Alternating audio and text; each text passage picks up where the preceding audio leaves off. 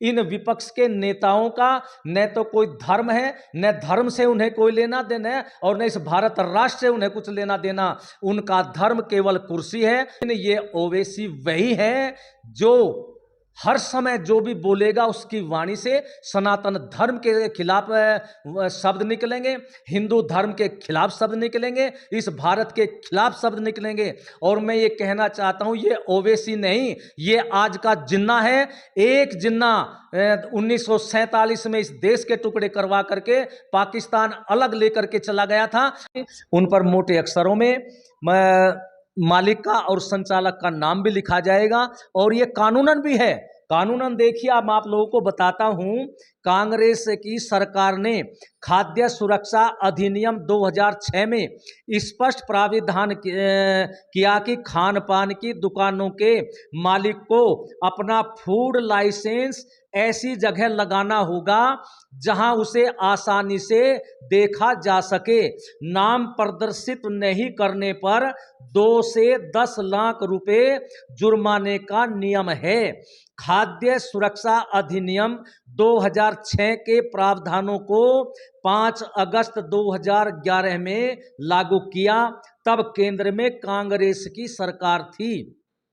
अधिनियम कहता है, यदि दुकानदार के पास फूड लाइसेंस नहीं है तो सामान बेचने वाले पर बिना लाइसेंस के 10 लाख रुपए तक का जुर्माना लगाया जा सकता है। ये तो कानून भी है, और इस कानून के साथ जो खिलवाड़ करे उसको कानून के शिकंजे में जकड़ करके जेल में डाल देना चाहिए, या उस पर जुर्माना लगा देना चाहिए। स्वामी जी, किसी ने आपके इस काम में, चाहे मुस्लिम हो या कोई भी हो, जिन पर आपने कहा कि नाम बदल रहे हैं ये अपना, किसी ने हस्तक्षेप किया या कोई आपत्ति की हो?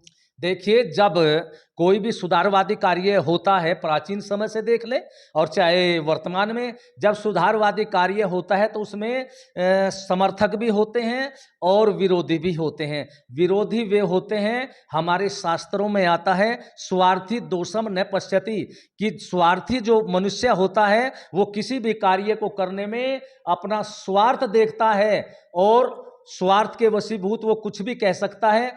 आज के जो ये विपक्ष के नेता हैं, जी मुसलमानों की वोट लेने के लिए किसी भी सीमा तक जा सकते हैं। इन विपक्ष के नेताओं का न तो कोई धर्म है, न धर्म से उन्हें कोई लेना देना है, और न इस भारत राष्ट्र से उन्हें कुछ लेना देना। उनका धर्म केवल कुर्सी है। कुर्सी की प्राप्ति के लिए, मुसलमानों को खुश करने के लिए वे किसी भी सीमा तक जा सकते हैं। और कुछ मुसलमानों के नेता भी हैं ओवैसी जैसे, उन्होंने भी विरोध किया, लेकिन ये ओवैसी वही है जो हर समय जो भी बोलेगा उसकी वाणी से सनातन धर्म के खिलाफ शब्द निकलेंगे, हिंदू धर्म के खिलाफ शब्द निकलेंगे, इस भारत के खिलाफ शब्द निकलेंगे। और मैं ये कहना चाहता हूँ, ये ओवैसी नहीं, ये आज का जिन्ना है।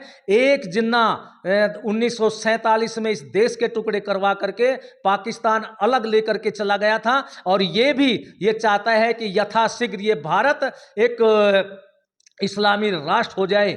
और मैं ये कहना चाहता हूं, भारत सरकार से भी मेरा कहना है कि यदि कांवड़ियों के साथ में कोई भी दुर्घटना होती है, कोई दुर्व्यवहार होता है, तो उसका सीधा सीधा जिम्मेदार ये ओवैसी होगा, क्योंकि ओवैसी हमेशा मुसलमानों के कट्टरपंथियों को भड़काता है, हिंदुओं के खिलाफ और इस भारत देश के खिलाफ। और यदि घटना हुई तो ओवैसी को संबंधित धाराओं में गिरफ्तार करके जेल में डाल दिया जाए। और मैं मुसलमानों के उन मौलानाओं से, उन जिम्मेदार लोगों से भी कहना चाहता हूं कि जब हिंदुओं के भोजन में इस तरह की खाद्य वो निकृष्ट चीज उन्होंने डाली, कोई भी मुसलमान उनके विरोध में खड़ा क्यों नहीं हुआ? उन्हें विरोध में खड़ा होना चाहिए था। और ये कहते कि इन्होंने जो ये निकृष्ट कार्य किया है, इससे हमारा इस्लाम जगत बदनाम हुआ है, और ऐसे इस्लाम मजहब को बदनाम करने वाले को कानूनन जेल में डाल देना चाहिए, इसको सजा देनी चाहिए, लेकिन वो नहीं बोले तो इसका अर्थ यह है कि उन गलत काम करने वाले को उनका मौन समर्थन है, और मौन समर्थ है फिर तो सबको एक ही उसमें लिया जाएगा। फिर हमारा तो यही कहना है, हम अपने धर्म की रक्षा के लिए, अपने इस राष्ट्र की रक्षा के लिए किसी भी सीमा तक जाएंगे, हमें जाने में कोई गुरेज नहीं होगा, चाहे हमें शांति रूप में आंदोलन भी क्यों न करना पड़े। स्वामी जी एक बार पूरा परिचय दीजिए अपना। देखिए, हमारा परिचय, हमारा आश्रम है और स्वामी यशवीर महाराज हमारा नाम है। हमारा योग साधना यशवीर आश्रम बघरा, जनपद मुजफ्फरनगर, उत्तर प्रदेश, ये हमारा परिचय है। अंत में कोई कावड़ियों के लिए छोटा सा संदेश? बस कावड़ियों के लिए मेरा एक यही संदेश है कि कावड़ के जितने भी भक्त हैं, शिव भक्त, वे शांतिपूर्वक अपना पवित्र गंगा जल लेने के लिए जाएं और पवित्र गंगा जल लेकर के शांतिपूर्वक आएं। और जहां भी इस तरह के बोर्ड हों जो भ्रमित नाम से, अपने देवी देवताओं के नाम से, लेकिन उनके संचालक सनातन धर्म के लोग न होकर के संप्रदाय विशेष के लोग हों, तो वही उनसे निवेदन करो। और यदि निवेदन करने पर वो अपने बोर्ड नहीं हटाते तो वहीं बैठ जाइए शांति रूप में और बम बम हर हर महादेव का उद्घोष करते रहिए।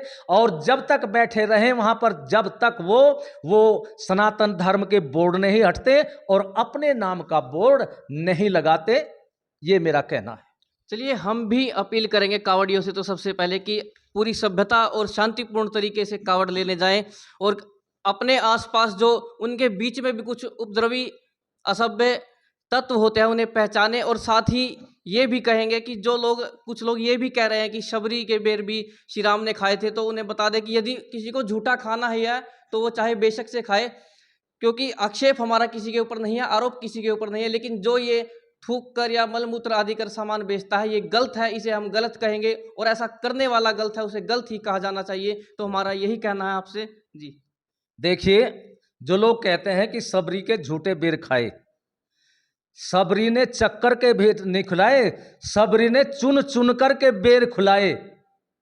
कोई किसान है और गन्ना बोता है, उसे पता है गन्ना कौन सा मीठा होगा, लेकिन जो सबरी बेरों के बीच में रहती थी उसे पता था किस बेरी का पेड़ फल मीठा है और कौन सा मीठा नहीं है। वो बेर को देख करके बताते थे, जैसे किसान अपने गन्ने को देख कर बता देता है गन्ना फीका है या मीठा है। तो उसने चक करके नहीं, चुन चुन करके, यानी मीठे मीठे चुन करके आतिथ्य रूप में भगवान श्री राम और लक्ष्मण को खिलाए थे।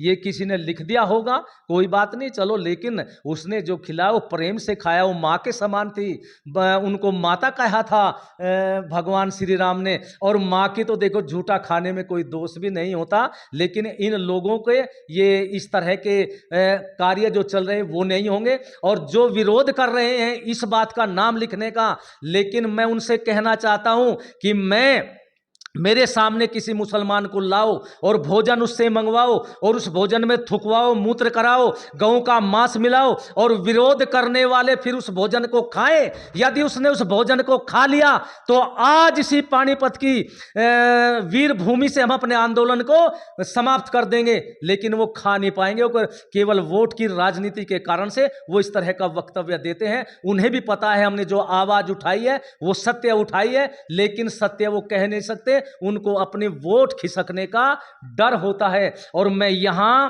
पानीपत के पुलिस प्रशासन से एक निवेदन करना चाहता हूं कि कैराना, सहारनपुर, शामली और मुजफ्फरनगर, बिजनौर, मुरादाबाद के बहुत भारी संख्या में इस पानीपत में, सोनीपत क्षेत्र में और हरियाणा के कोने कोने में आए हुए हैं, और वो छदम वेश में यहां अपनी दुकानें भी चलाते हैं और कुछ कुराफात भी कर देते हैं। उसका प्रमाण ये है कि हरियाणा की पुलिस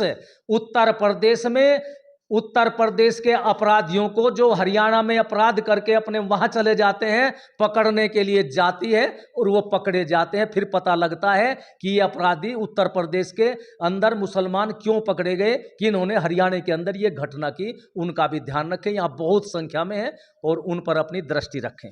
चलिए धन्यवाद करेंगे हम स्वामी जी का और आपका भी कि आप अब तक हमारे साथ जुड़े रहे। तो अपील है आपसे इसके बारे में कमेंट बॉक्स में अपनी राय ज़रूर दीजिए और वीडियो को ज़्यादा से ज़्यादा शेयर कीजिए।